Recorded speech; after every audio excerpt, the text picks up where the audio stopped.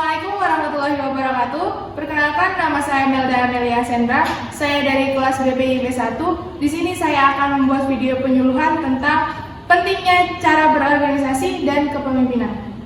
Oke, langsung saja di sini saya akan memaparkan tentang pentingnya cara berorganisasi dan kepemimpinan. Oke, di sini ada yang tahu nggak sih organisasi itu apa? Ya, pasti organisasi ini udah familiar banget ya. Nah, entah itu di sekolah, di kampus, ataupun di mana saja. Nah, organisasi ini adalah wadah bagi orang-orang untuk berkumpul, bekerja sama secara rasional dan sistematis, terencana, terpimpin, dan terkendali. Nah, di dalam organisasi ini sistematis, jadi benar-benar tersusun gitu. Nah, terpimpin di dalam organisasi itu juga ada pemimpinnya. Nggak mungkin dong kalau misalnya di dalam organisasi tidak ada pemimpin, jadi nantinya tidak akan ada pencapaian untuk keinginan tujuan organisasi ini. Poin penting dalam organisasi. Nah, poin penting dalam organisasi yang pertama ada visi. Nah, apa sih visi ini? Visi adalah sebuah tujuan. Nah, yang kedua ada misi. Misi adalah sebuah cara untuk mencapai tujuan tersebut. Nah, yang ketiga ada struktur suatu badan pengurusan. Nah, di dalam organisasi ini pasti ada strukturnya dong, bagian kepengurusannya. Nah, itu ada ketua, wakil, sekretaris, dan bendahara. Nah, selanjutnya ada program kerja. Suatu program organisasi untuk mencapai tujuan bersama. Nah, di dalam organisasi ini pasti ada program kerjanya dong, kayak seperti acara-acara apa untuk kesuksesan di dalam organisasi. Nah, selanjutnya ada kerjasama. Kerjasama ini bekerja sama untuk mencapai tujuan. Di dalam organisasi ini harus kita tuh bekerja sama. Kalau misalnya tidak ada kerjasama, capaian tujuannya tidak akan terlaksana. Nah, selanjutnya ada tanggung jawab. Di dalam organisasi bertanggung jawab terhadap tugas-tugasnya. Kalau misalnya kita nggak tanggung jawab terhadap tugas kita, apa yang mau kita lakukan untuk kedepannya gitu. Selanjutnya tujuan organisasi. Nah, tujuan organisasi yang pertama ada untuk mengembangkan diri, di mana kita di dalam organisasi itu mengembangkan diri kita. Nah, untuk mengembangkan diri kita, terus juga melakukan kembangin diri kita gitu. Apa yang kita punya, kemampuan apa gitu. Nah, selanjutnya itu ada untuk menambah relasi. Di dalam organisasi itu mempunyai banyak pendapat orang, argumen-argumen orang, kepala yang berbeda, dengan pendapat yang berbeda, dengan pengalaman-pengalaman yang berbeda. Jadi kita bisa menambah relasi dari organisasi tersebut. Nah, yang terakhir ada untuk menambahkan ilmu. Di dalam organisasi kita belajar banyak, entah itu public speaking, terus juga kita bisa melakukan problem solving dan sebagainya. Banyak organisasi itu. Terus selain kepemimpinan, apa sih kepemimpinan itu? Nah, kepemimpinan ini di dalam organisasi harus kita tuh mempunyai jiwa kepemimpinan. Nah, kepemimpinan adalah kemampuan untuk mengarahkan dan mempengaruhi orang untuk bekerja sama dalam mencapai tujuan. Jadi kepemimpinan ini yaitu jiwa kita sebagai anak organisasi, itu kita mempunyai jiwa kepemimpinan. Selanjutnya ada kepemimpinan. Tipe kepemimpinan yang pertama yaitu otoriter. Nah, otoriter adalah bersifat egois dan keras kepala. Si pemimpin ini tuh benar-benar egois, keras kepala, jadi semau dia aja gitu. Apa yang dia katakan ya itu keputusan dia gitu. Nah, yang kedua ada laissez-faire. Laissez-faire ini diberikan kebebasan, di mana pemimpin ini tuh memberikan kita kebebasan untuk berpendapat. Nah, yang ketiga ada demokratis. Demokratis ini mengambil keputusan serta kesepakatan bersama. Jadi si pemimpin ini mengambil keputusan tapi dengan kesepakatan bersama-sama gitu. Selanjutnya, gaya kepemimpinan ini jadi diajar di Bantara. Nah, yang pertama yaitu Inkarso Sengtuludo. Inkarso Sengtuludo ini pemimpin berada di depan untuk memberi contoh, di mana si pemimpin ini benar-benar adanya di depan dan benar-benar dia memberi contoh kepada anggotanya. Yang selanjutnya ada Ingmadio Mangunkarso. Nah, pemimpin berada di tengah untuk memberi motivasi. Jadi si pemimpin ini walaupun berada di tengah, tapi dia tetap memberi motivasi kepada para anggotanya.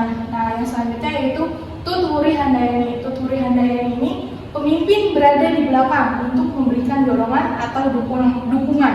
Nah, Tuturi pemimpin itu walaupun benar-benar berada di belakang, tapi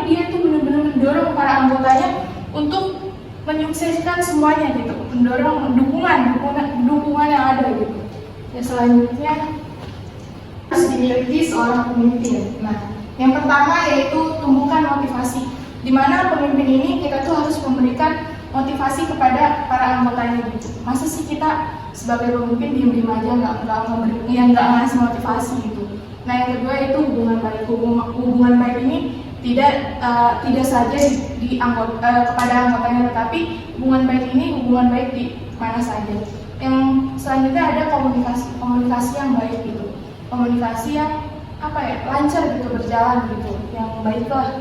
Selanjutnya ada pemimpin menjadi inspirasi. Nah, si pemimpin ini dia ini punya sesuatu yang harus diinspirasikan oleh para anggotanya. Jadi si pemimpin ini mempunyai prestasi ataupun lain hal yang kelebihan dari si pemimpin ini. Nah, yang selanjutnya ada turun gunung, di mana pemimpin ini tidak menyuruh saja, tetapi si pemimpin ini terjun langsung untuk memberikan arahan kepada para anggotanya.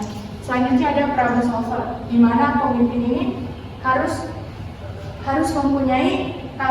bisa mengatasi problem solver. Problem solver ini seperti masalah-masalah yang ada di dalam organisasi, entah di luar ataupun di dalam. Nah, selanjutnya ada bersikap positif. Sebagai pemimpin itu kita harus bersikap positif. Selanjutnya, sebelumnya di sini ada yang sudah mengikuti organisasi belum? Nah, kan organisasi itu kan banyak entah itu di sekolah, terus di kampus-kampus gitu. Organisasi itu banyak di luar organisasi. Saya ikut organisasi. Pernah nggak Faiza ikut organisasi? Apa? PMR. Oh, okay. Jadi PMR itu berarti organisasi yang dia membantu ya? Berarti lebih ke membantu orang-orang yang sakit. Tapi PMR juga bukan hanya untuk itu aja ya, banyak materi-materi juga kan yang disampaikan. Banyak pernah? Oke, mungkin next bakalan ikut organisasi ya, rasain punya pengalaman yang baik tuh beda aja gitu. Oke, dari materi yang udah saya sampaikan ini ada yang ingin ditanyakan? Oke, perkenalkan. Nama saya Bilkis. Jadi bagaimana cara kita untuk mengatasi pemimpin yang otoriter atau egois? Langsung saya jawab aja ya. Nah, pemimpin yang otoriter pasti di dalam organisasi pasti ada itu pemimpin yang otoriter. Otoriter ini adalah keras kepala di mana dia ini benar-benar egois gitu.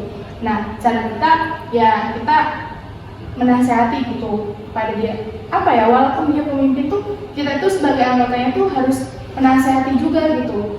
Jangan seenaknya gitu jadi pemimpin tuh gitu. Kita kan di sini bareng-bareng gitu. Nah, kita jelasin kepada seperti ini.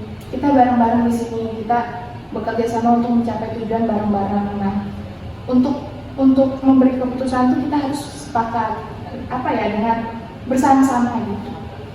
Ya gitu. Oke, selanjutnya ada yang bertanya? Saya nama Faiza Dianasari. Pertanyaannya, bagaimana menurutmu pemimpin yang baik itu? Pemimpin yang baik. Nah, menurut saya di dalam organisasi itu pemimpin yang baik itu seperti tadi yang disampaikan itu demokratis. Demokratis itu di mana pemimpin ini harus memberi keputusan secara bersama-sama. Dan yang tadi dibilang juga di dalam organisasi kan kita mencapai tujuan bareng-bareng, bekerjasama bareng-bareng. Jadi kita harus capai tujuan bareng-bareng. Oke, itu ada yang mau tanya lagi? Cukup. Oke. Di sini saya akan menyimpulkan tentang pentingnya cara berorganisasi dan kepemimpinan. Dalam berorganisasi diajarkan untuk bekerja sama dalam mencapai tujuan dan tidak boleh bersikap egois dan harus mempunyai jiwa kepemimpinan yang baik. Dan sebagai pemimpin juga harus bisa memimpin para anggotanya untuk mencapai tujuan bersama. Nah, mungkin itu aja dari saya. Kurang lebihnya mohon maaf. Wassalamualaikum warahmatullahi wabarakatuh.